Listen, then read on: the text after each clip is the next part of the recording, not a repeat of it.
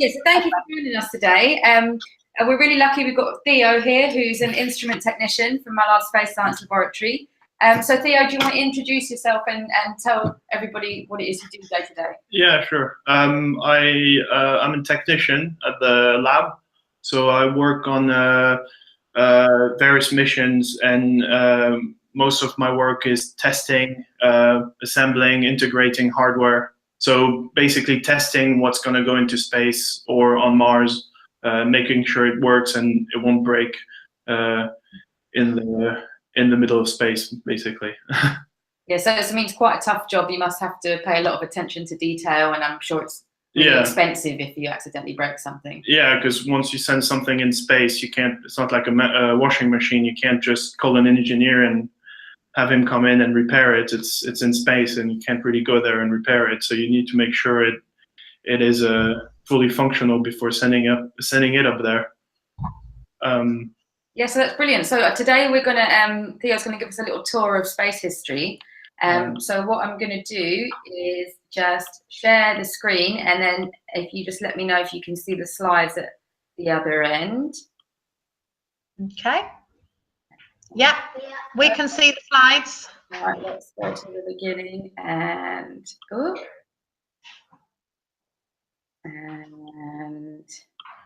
make that a slideshow. Brilliant. Okay, so Theo, if you want to take it away. Yeah. So space missions, I think it's more human space flight. Yes. So yeah, I was going to go over the first human space flight to what's happening now and the plans for the future. So all this started between the Russians and the Americans during the Cold War. So yeah. So we've got a bit of a quiz first to see what you already know. So our first question to you is, what was the first mission to orbit the Earth? So what was it? First human mission, yeah. Oh, the first human. No, this is not human. Sorry. Oh no, sorry. The first satellite launched in space. Oh, the first satellite, not with a person. Not with a person. George? I think it was. It begins with S, then P, then U, then T, then N, then I. Do you mean Sputnik? I think I heard it right the first time. Yeah. Did you work that out? Yeah. George says it was Sputnik. Does anyone else think something different? Or are you not sure? Everybody's agreeing with George. Okay, that's very good. So we'll reveal. Correct. That's Soviet mission Sputnik 1, which was launched in October 1957, so a really long time ago. And does anyone know what was in Sputnik, in the steel ball? Inside that ball, what was there, Barnes? A camera. A camera? No. Anyone think it might be something else, something different? Samuel? A satellite. A satellite? Well, the thing was a satellite. A satellite is just a celestial object that orbits a body. So any piece of, if you send your phone in around the Earth, it is a satellite. And the moon is a satellite. So the moon is a natural satellite, and these are artificial satellites. Yeah. No, the goal of Sputnik was really to prove that they could send something around the Earth and have anyone around the Earth verify it. So it was just a radio transmitter sending just beep, beep, beep. So if you had a radio antenna at home, you could direct it towards the sky when Sputnik was over, and you could listen to it. And it stayed. The battery lasted 4 or 5 days, I think. So everyone around the world could verify that the Soviets had sent the first satellite in orbit. They didn't get. They were purposely fuzzy about what was in the satellite, so people would make crazy theories and scare the Americans. Yeah, so because at that time there was a lot of rivalry and arguments between the Soviet Union and America. So this was really quite a hot topic in politics, and that drove a lot of the engineering and the money put into this at the time.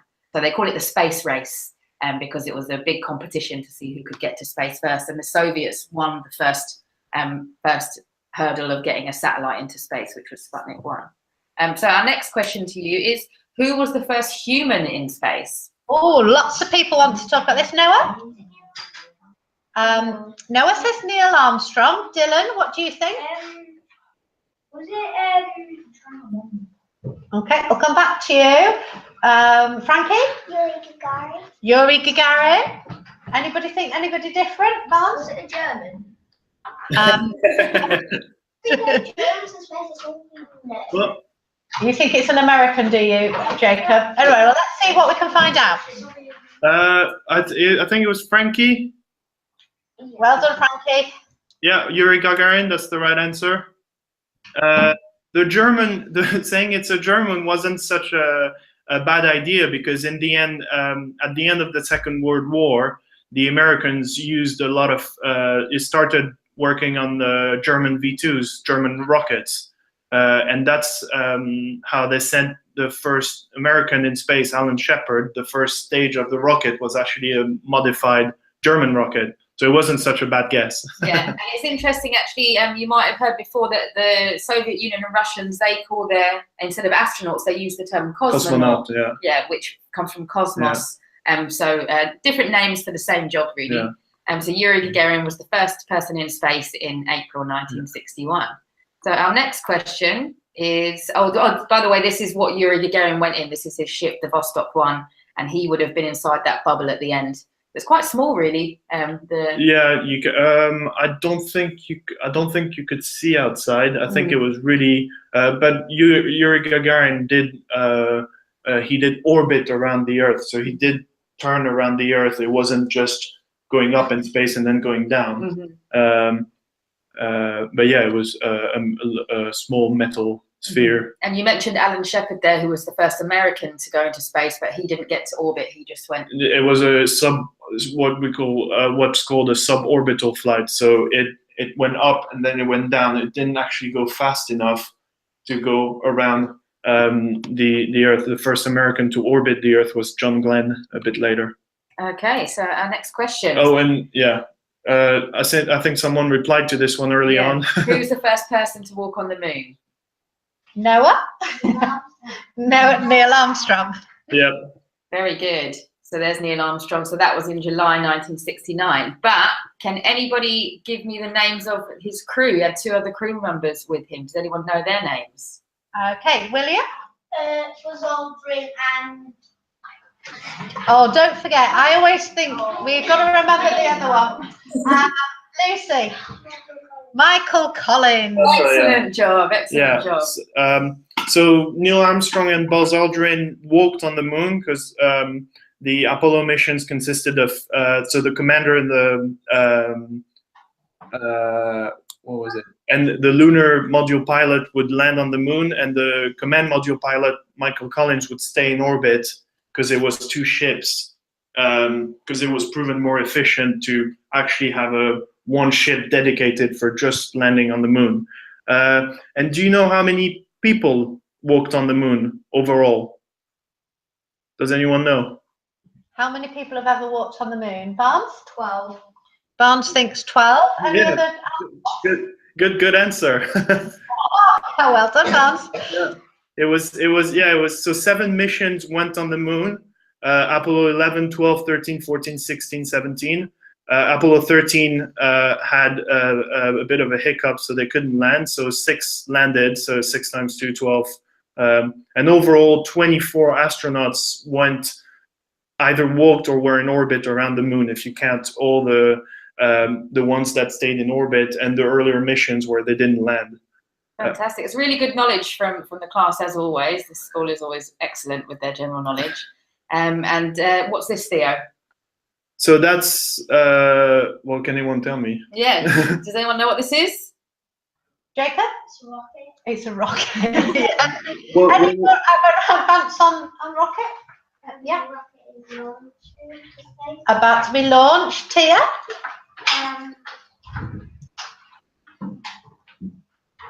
Lana? Is it Apollo 11? Apollo 11? What do you think, George? Is it the Eagle? Because Apollo 11 I think was these little spacecraft that they travelled. No, Apollo 11 was I think rocket and then okay. Yeah. Shall we just ask and see? Yeah, Okay. We need a bit of help on that one. So I heard Apollo, which is technically right. So it's the rocket is the Saturn V, and it was the rocket that was used for the Apollo mission. So most of the mass of the rocket is just fuel, and the astronauts sit at the very top of the rocket, the little triangular shaped below what looks like an antenna at the top of the rocket. That's where the astronauts are. And Eagle, this is the name of the landing module, I believe, for Apollo 11. Tranquility Base. Yeah, Eagle was the name of the lunar module when it was in flight, I think.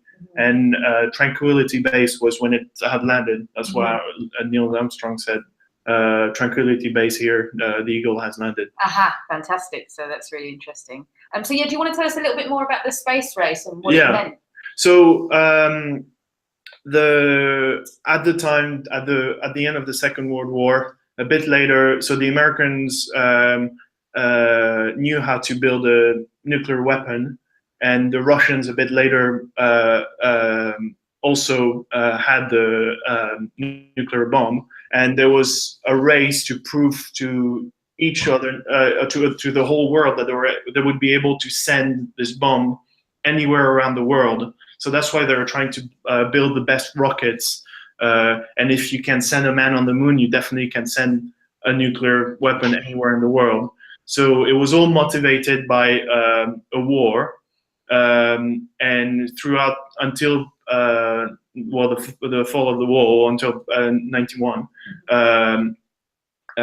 It was a big race, and obviously a lot has been achieved, probably not for the best reasons, but and this is quite interesting because when you do your history lessons, you can really relate this to stuff you learn about history from World War II all the way up through to present day. Really, you can look at how that's affected technology and space, and there's quite close links in history between sort of military things to do with wars and peppers and space. So hopefully now we're moving towards a bit more of a peaceful. The military always had a say in how the space program was shaped, and it landed people on the moon, but it also led to more flawed projects, which we'll talk about later. Okay, so up next we're going to talk a little bit about some of the Soviet missions. So the Soviets have almost all the firsts. So first man in orbit, before that, first dog in orbit, first man in orbit, first woman in orbit, first moon lander, so Luna 2, it was a hard landing, so it crashed on the moon, but it was the first human-made object that technically landed on the moon. Venera 7, was it the lander? Yeah, this is Venus lander. Yeah. Oh yeah, there's a picture of that, I think. Yeah, Venera 7's first Venus lander. You can actually look up a picture of it. It's quite impressive because you see the surface of Venus, and Venus is a planet that has 90 times the pressure of the Earth. So it's obviously a big pressure, and so any instrument would end up getting crushed. And it's also very, very hot. I think it's crazy temperatures, like 400, 500 degrees. And really hostile environment. So to be able to operate, it didn't last very long down there. No, I think it lasted for a few minutes. Yeah. But it did take a picture and send it back. So yeah, so it's pretty impressive that the Soviets built that so long ago, so early. So next, we were going to tell us a little bit about the Soyuz. Soyuz, yeah. So the Russians have had a lot of firsts, but they didn't. They got beat by the Americans for the moon. They did have a lunar rocket that was only known after the fall of the Berlin Wall because they tried to keep it secret. However, their biggest success is Soyuz, because it's a bit ironic because at the time the same designs was used to race against the Americans and have a nuclear bomb at the top. And now that the space shuttle is retired, they're using the same legacy to send Americans in on the ISS. International Space Station. Yeah, on the International Space Station. So this video you had with the ejector, is that one of the Soyuz? Oh yeah, missions? So I guess I'll just speak briefly about the Soyuz. Sure. So the Russians are very good at something, it's if it works, don't fix it. Or I think there's a Russian saying that it says the better is the enemy of the good. So the idea is if they have something that works, they'll just upgrade it a little bit here and there, but not make anything completely new. And that's what Soyuz is. It's, if you look at what Yuri Gagarin, the rocket Yuri Gagarin took to was launched with in orbit, it looks very similar to the rockets that are used now to send people to the International Space Station in 2018. And yeah, I have a video of. Wait, go back to the Saturn V.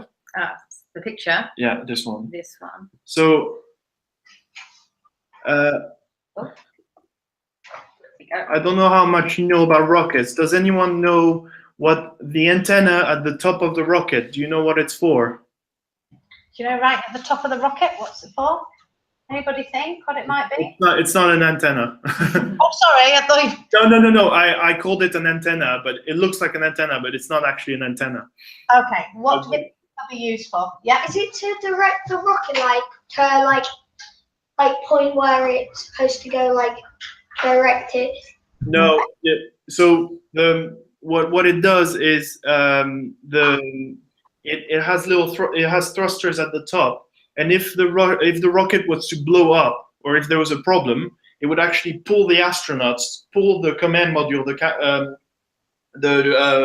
capsule where the astronauts are, out very fast. So it was a good escape system. Like an ejector seat, really, that pulls you out. Yeah, and it would work at any time during the launch. If the only very dangerous time for that big rocket was at the very beginning, because it would blow up so fast. Maybe they wouldn't be pulled hard enough, but they could be ejected at the beginning or close to orbit. Anytime there was a problem, it would work. But there's only one time it ever worked, and it was on the Soyuz, so the Russian rocket I talked about, and we have video of it. It was in 1980, and there was a malfunction, and the rocket started blowing up on the launch pad.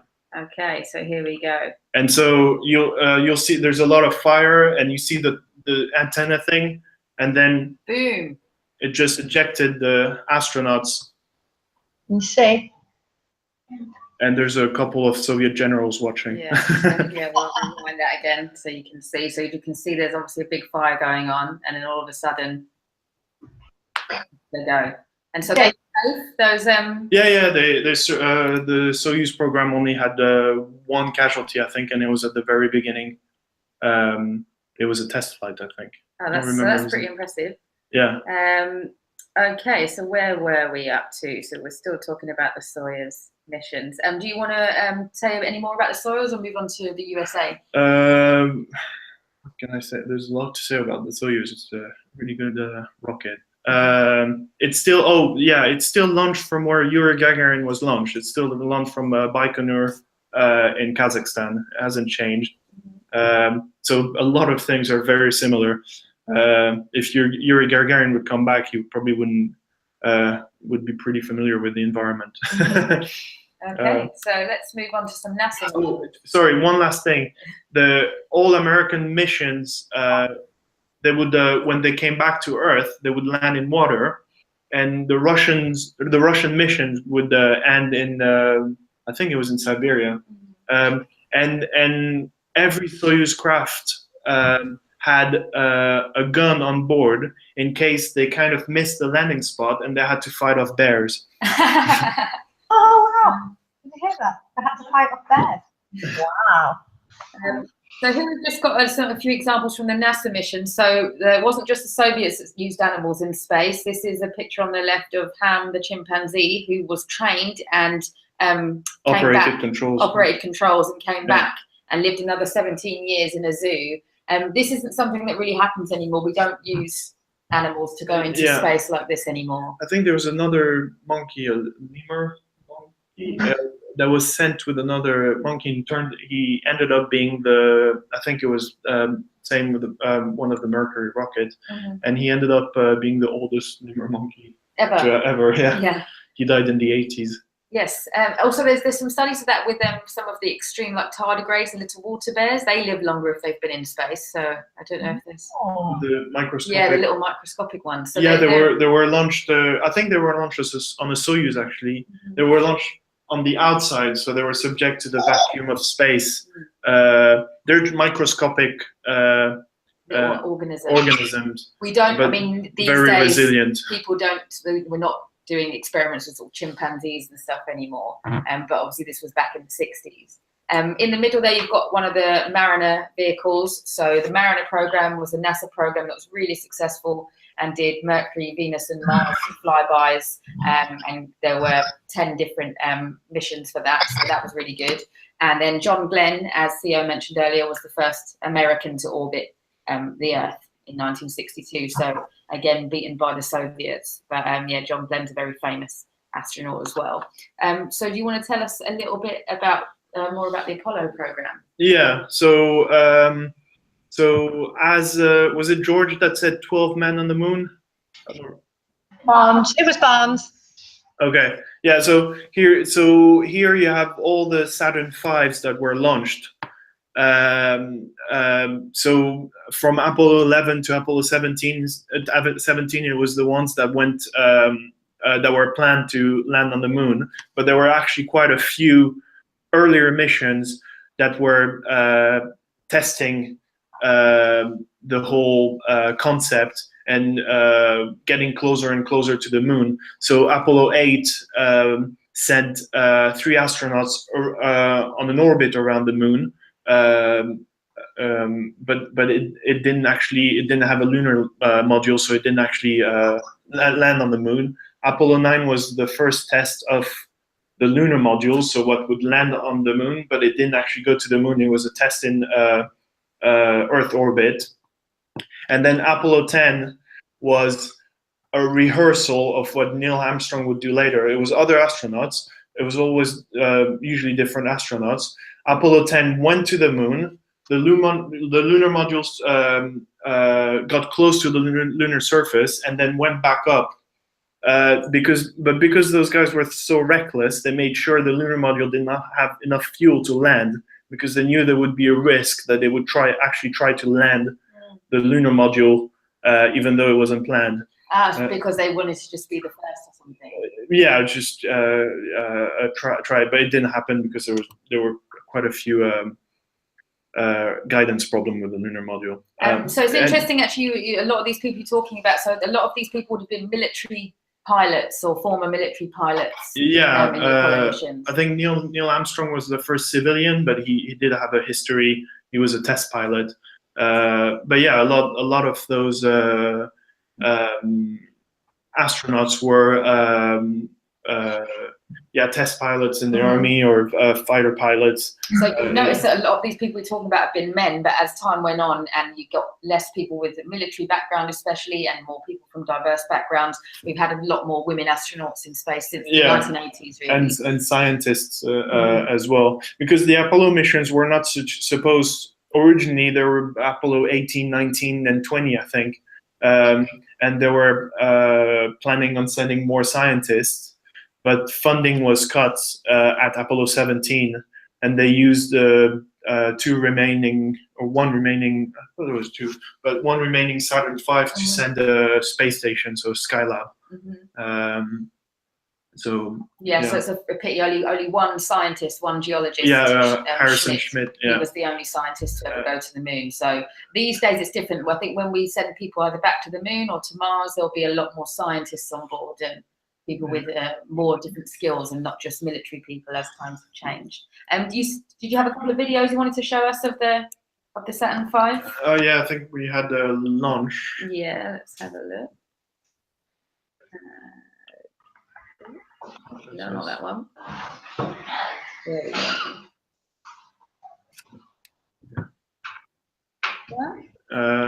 This one. No, that's the. This one. Okay, here we go. So that's the Apollo 8 launch. So yeah. Wait, hold on. Just bear in mind that the size of the rocket is as high as St. Paul's Cathedral in London. Yeah, so it's pretty big. Yeah. If you ever get a chance, if any of you ever go on holiday to Florida and get a chance to visit the Kennedy Space Center, they've got a Saturn V rocket there you can visit, and it's unbelievable the size of it. It's just, you can't get your head around it when you see it. But you need this much power to get off the Earth. Yeah. So I think in a minute Theo's going to talk to us about how much power you need to be able to get off the Earth.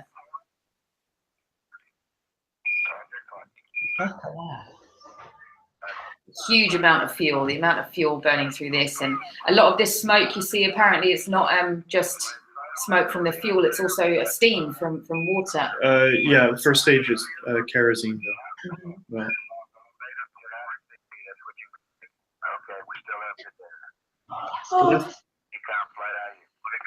They said, astronauts said, the engineers said that it was the beginning of the launch was trying to balance a pencil on your finger. Because it's so huge and you've got 5 engines at the bottom. Quite tricky to balance. Dangerous business. I mean, people have died in accidents with launches and stuff, so it's not an easy thing. Oh, those are nice. And wait, I just want to show you the stage separation. It's quite a.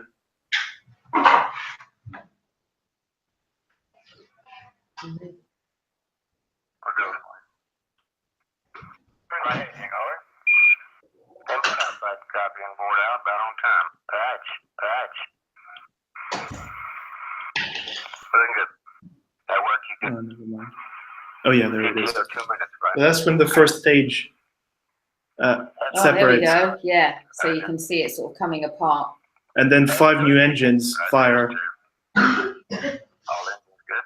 So all those big tanks and stuff just sort of drop back to the Earth and are never used again, right? They just fall Yeah, into the ocean. there's actually the owner or CEO of Amazon that led a search for the Apollo 11 first stage engine, and he found them in the Atlantic in 2006, I think. Oh yeah, so this is what we wanted to show you. So this is a nice little video that shows you the equivalent of how much fuel the Saturn V rocket burns, but if you use elephants to show you the mass of fuel.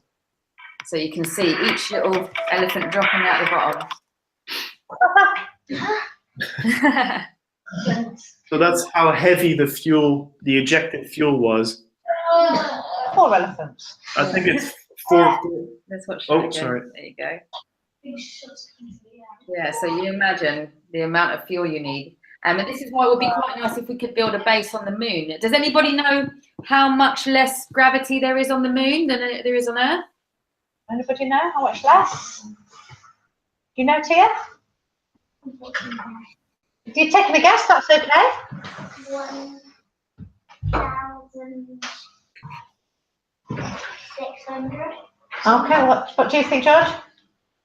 I'm just gonna do a little bit of a guess.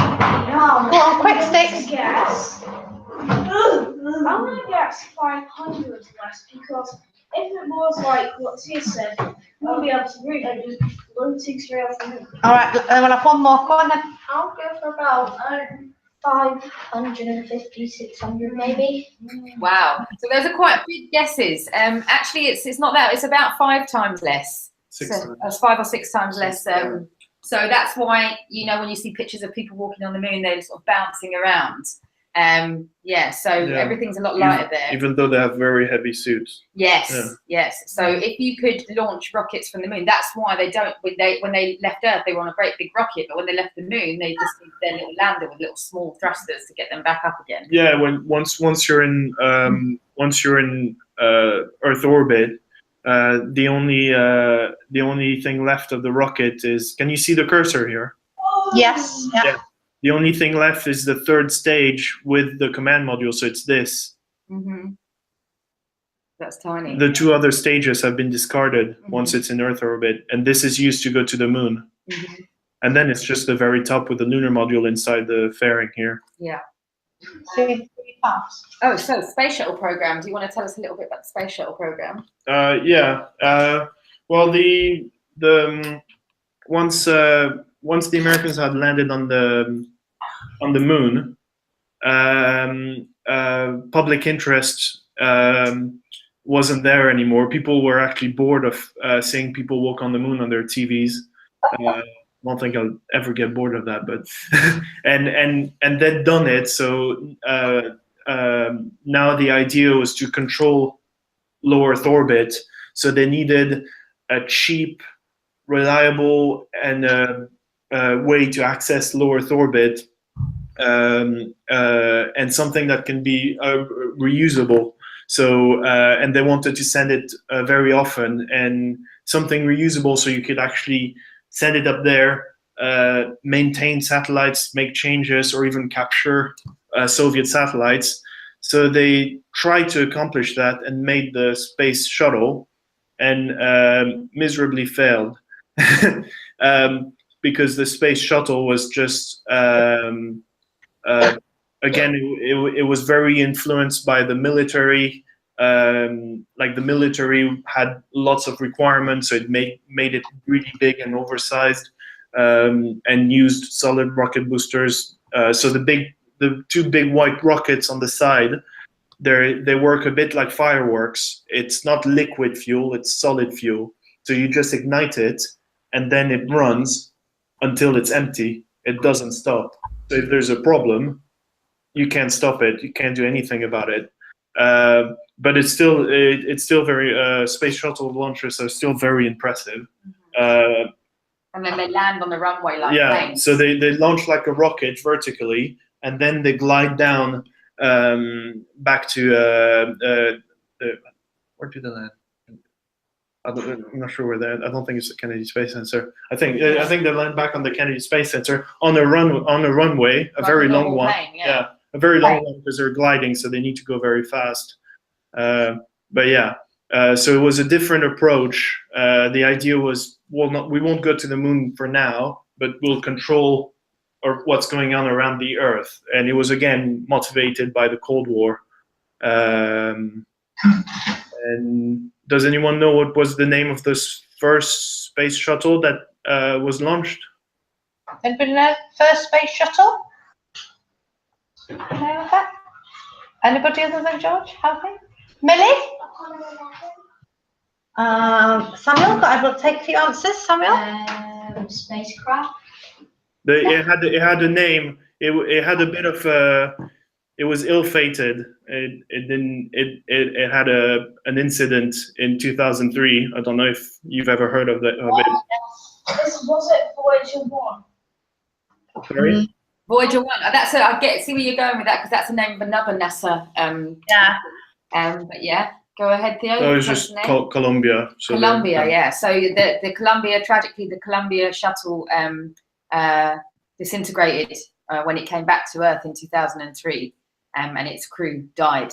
And there were 2 space shuttle accidents where all of the crew died. But bear in mind, there were a lot of very successful space shuttle. And they've learned from mistakes of. There were a lot of problems with management and the design of the space shuttle, but it is very beautiful to watch when it launches, because it's quite impressive. It's a huge stack. Let's show you a nice space shuttle launch. Here we go.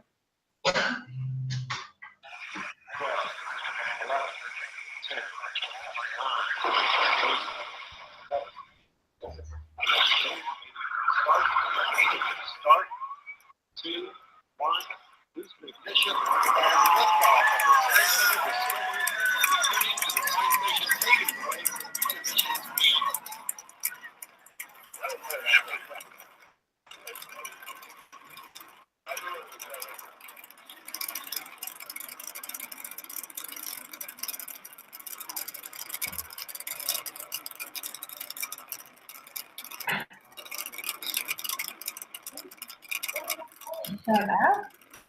It sounds like fire.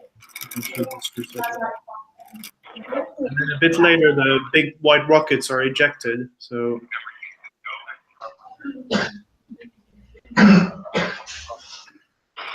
There we go. Yeah. So just there, you can see the fuel rockets coming loose, and they would come down and land in the water, and then they'd be going to be collected later with the boat. So if you bear that in mind, we're going to show you a video in a little while of something that's changed, a new technology, because Before, it would either just disappear, or it would crash land, or somebody had to go and collect it. But things have changed a little bit now, and we'll show you a cool video of that in a minute. I think we should move on now. So the space shuttle program is finished, right? Yeah. So now I'm going to talk a little bit about how things have changed since the end of the Soviet Union and what's going on now with more international collaboration. Yeah. So, well, the first big international project, which originally was supposed to be fully American, but it's been partnered with Japan, Europe, Canada, because there's a Canada arm. It's the International Space Station. So it's this one. On the right. This one is still in orbit. You can actually go on YouTube, and there's a live view of the front of the ISS, so you can see the Earth from what the astronauts see. Before that, there was Mir at the end of the it was in the 80s. So at the end of the Cold War, and then it burnt up in the atmosphere in '98. It was decommissioned. Mm-hmm. And before that, the first collaboration here that you see is the Apollo Soyuz program.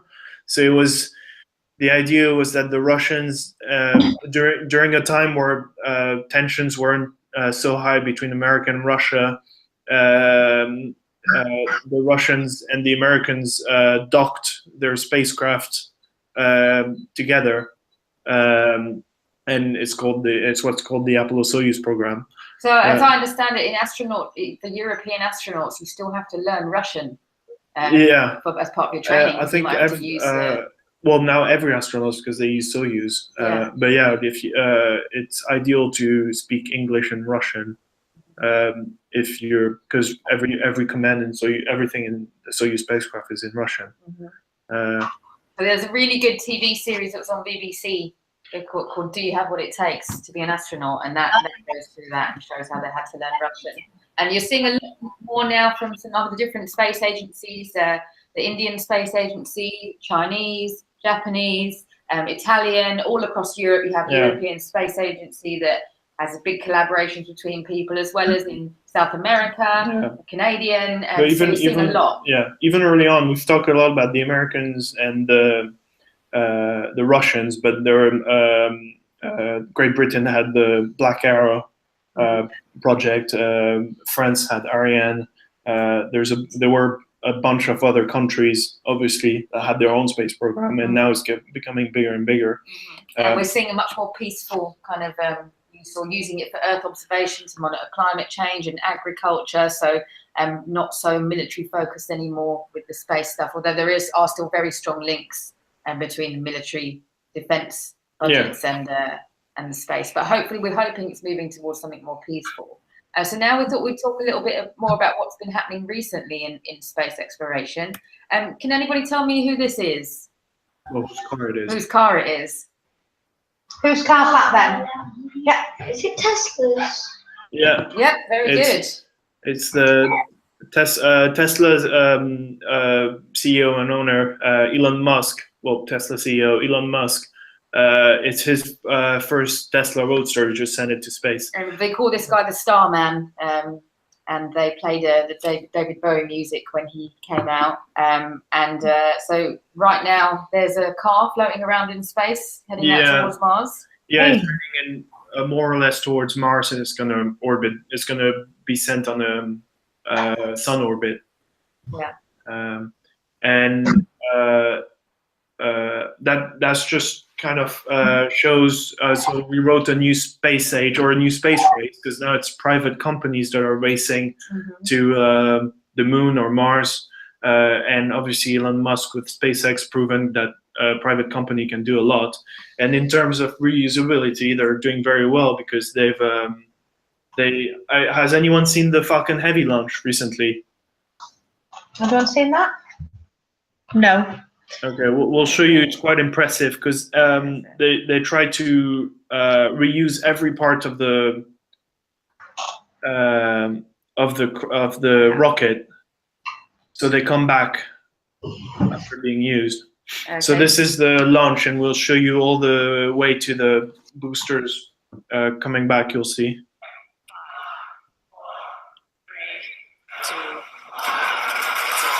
So, I mean, this isn't quite as powerful as the Saturn V, but it's one of the heaviest load rockets, and certainly the heaviest one that SpaceX have launched. It's yeah. Yeah, no, it doesn't pull as much as the Saturn V, but it's, But I it's think pretty. I think it's the heaviest launcher now. Yeah, it's the heaviest one. That's active. So, some of you have seen this, you're saying? Yeah, I think they have now. Definitely, yeah. That's pretty cool. Okay. Oh, let's get back in. It's a bit, we'll show you the interesting part at the end. Yeah, so here we go. So that's the two boosters on the side that come back to Earth. So rather than just falling off, they've developed a new system, and this is pretty cool. So here they come. I'm not showing you this backwards. This is the rocket boosters landing together, synchronized landing. Wow. Pretty incredible, isn't it? That was a month ago. Yeah. So I wish I was your age now, because by the time you get to my age, I'm 35 now. So by the time you get to my age, who knows what kind of technology they're going to have? Yeah. The difference that 20, 30 years of technological development can make. Theo, what do you think about privatized space industry then? Is it a good thing? Is it a bad thing? Well, there's no input from a military entity. Like, for example, the space shuttle. Like, Elon Musk is not going to have the military saying, "Oh, we want this rocket to be that big, and we want you to use that rocket or that booster." So there's a much more freedom in what they can do, and it's also, the better the ideas, the more money they'll get from investors. And Elon Musk, we're talking about later. Elon Musk, they're building a much bigger rocket, and the plan is to send it to Mars unmanned by 2022, and I think that he plans on sending humans on Mars. I think it's 2028. Yeah, it seems very soon to me. I don't know. Quite recently, he said he was being he said he was being very optimistic. Yeah. But if he says 2022, then you guys are going to see that. You guys are going to see. I would think you'll see it. Yeah. Maybe one of you will be the first person on Mars. Yeah. You're about the right age for it. But one of the downsides might be, at the moment, if you want to get any data from any of these NASA or European Space Agency missions, you can go online and it's all free. You can just download it. But if it's privatized, then people might have to pay for this data. So if you're doing projects or science research, that might be one of the downsides of privatized space industry. I trust Elon Musk. But yeah, so he's a fan. So I think that's the end of our slideshow. So I'm going to stop sharing the screen now. And stop sharing. There we go. And back on the screen. And so we wondered in the last few minutes if you had any questions you wanted to ask Theo about space instruments or rockets or history of space science, anything you want to ask. And then, yeah, Harrison. Well, I think this is not kind of a question, but it's a thing what I can tell.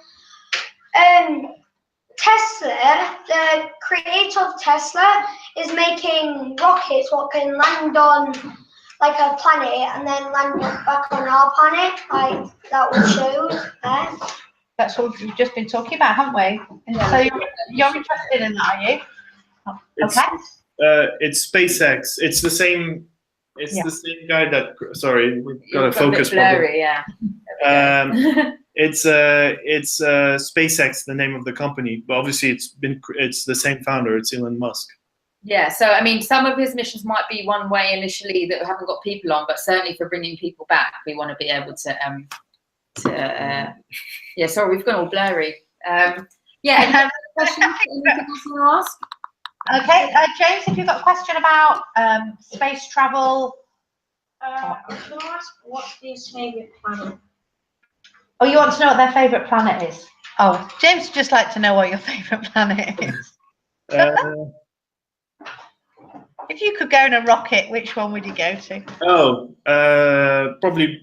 If I had to go, probably Mars. No, actually Venus. I really like Venus because of well, there's only a few spacecraft that went there. We only have a few pictures. Very mysterious. And there were plans of creating, because the pressure is so high on Venus. There were plans of actually going higher in the atmosphere with big balloons and setting up bases floating on the Venus sky bases. Yeah, wow. on Venus atmosphere. And it's a crazy planet. I mean, it rotates on itself slower than it goes around the sun. So a day on Venus is longer than a year on Venus. Wow, that's pretty strange place. And I know that you can't see the surface just with your normal camera or your eyes. You have to use radar because the cloud is so thick. So it's very mysterious, and there's lots we'd like to know about Venus.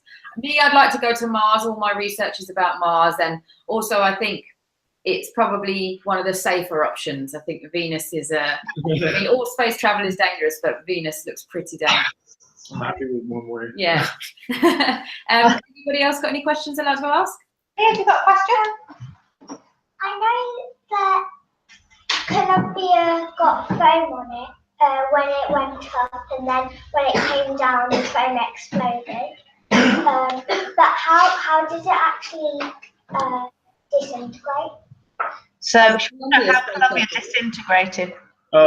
So when you go into orbit, you just don't go. You don't just go up. You try. Astronauts float around because they're constantly falling. So you try to go up and then really, really fast, so you can actually constantly fall around the Earth. That's an orbit. But you're going really, really, really fast. You're going at Mach 20. Low Earth orbit is about Mach 25, so 25 times the speed of sound. So it's about 20 times faster than a bullet from a gun. So when you land back on Earth, you use the atmosphere to slow yourself down. But it's so fast that the air is compressed very hard against the spacecraft, and this compression heats up the spacecraft very quickly. Yeah. So you need to have a protection, like a shield. So it's like friction, like rubbing your hands together really fast? No, it's compression. Compression is different than friction. Yeah, it's compression of molecules. And the problem with Columbia is the shield was damaged at the launch, but they only realized a bit too late. So it was actually damaged when it left Earth. Yeah. And they didn't know. Yeah. And so what happened when it started to heat up when it came back into the atmosphere? Well, there's a part where there are some tiles missing, so it started heating up the inside of the left wing. And it's something they wouldn't have known until they came back. Well, they could have. They knew about it, but NASA management at the time had a philosophy of, while it works, it's fine. Mm-hmm. So they'd observed this a few times and didn't have any problems. So they thought it would be safe. Yeah. I mean, the thing is, obviously, these accidents are horrible, but it does make changes in the future to make these machines safer in the future. Well, the space shuttle is retired, so if you want to be an astronaut, don't worry, you won't go in it. Oh, thank you. Right, we'll have to have a last question, but I'm going to ask Gary because we haven't heard from you yet, Gary. Why are all the planets round? Oh, that's a really good question. What's that? Why are all the planets round? Was that the question? Yeah. Yeah, so things like to be round. If you notice when you blow bubbles, they sort of go into a round shape. It's sort of the most energy efficient. And when things are quite small, they can have a strength that will stop them from collapsing on themselves. So if you look at some asteroids in space, they're not round, they're like sort of lumpy potato shapes. And that's because they're not massive enough, or they have enough weight that they crush themselves into a ball. So the strength of the material they're made of is stronger than the gravitational pressure to try and squish them flat and fall down. So if you look at Earth, for example, this is really big and really massive. And anytime anything tries to get too tall, like a mountain, and obviously we're not perfectly round. When we walk around, we see hills and values, and then Mount Everest. And so there are all these points where it's not round, but they're limited in how high they can get, because once they get above a certain height, they'll collapse and fall down, just like if you tried to build something up too tall, like a load of Lego bricks or something, and they fall down. But do you know what how gravity works? Gary, you know how gravity works? It doesn't pull things down. It doesn't pull things down. Wait, is that the opposite? Yes. Wait, it's it pulls things down to Earth. It pulls things down to Earth, gravity. Yeah. It pulls anything that has a mass. So you're being pulled down by the Earth, but technically you're also pulling the Earth towards you. Yeah. But the force the Earth is exerting on you is much more massive. Mm-hmm. So everything is round because at the beginning there was particles everywhere and they all attracted each other. And like Jacqueline said, it's energy efficient for things to end up round. And the Earth was very hot, so it was just a big bowl of lava. So it became round and then hardened. And if anything tries to get too tall, it will collapse. And so if you look on Mars, for example, you can build things up higher. So Mars has a very tall mountain on it called Mount Olympus, which is 3 times higher than Mount Everest, because the gravity on Mars is lower. And so the height at which the mountain will fail and collapse is different because there's less gravity, so it can get taller. So if you look, there's a cutoff point above which things are round. So when they're really massive, like planets, they become round, but smaller things like some moons and asteroids won't be quite round. And in fact, one of the things that is a definition of a planet is that it has to be round, has to have enough mass that it's made itself round. And and it's cleared the neighborhood. Yeah, and cleared all the neighborhood of all its debris. But you'll find lots of celestial bodies or astronomical objects that are smaller, less massive, and often look like potatoes or sort of lumpy, craggy. Yeah. Oh, thank you so much. I know that there's probably 1 or 2 more questions, but I'm sorry we're going to have to finish. I'm sure we'll see you again soon. And yeah, if you'd like to let us know if you have a topic that you'd like a talk on, and we'll find somebody to give it to you. And I just wanted to say thank you, Theo, for all your knowledge on space history. That was really awesome. Yeah, and thank you very much to everybody there for your questions. As always, really knowledgeable and really interesting questions. Oh, well, thank you for your time. It's lovely to see you both. Yes. See you. Bye, everybody. Bye. Thanks for joining us today. Please like, comment and subscribe. Let us know if there are any space science topics you'd like to see in the future. You are learning through space with Spacelink. See you soon.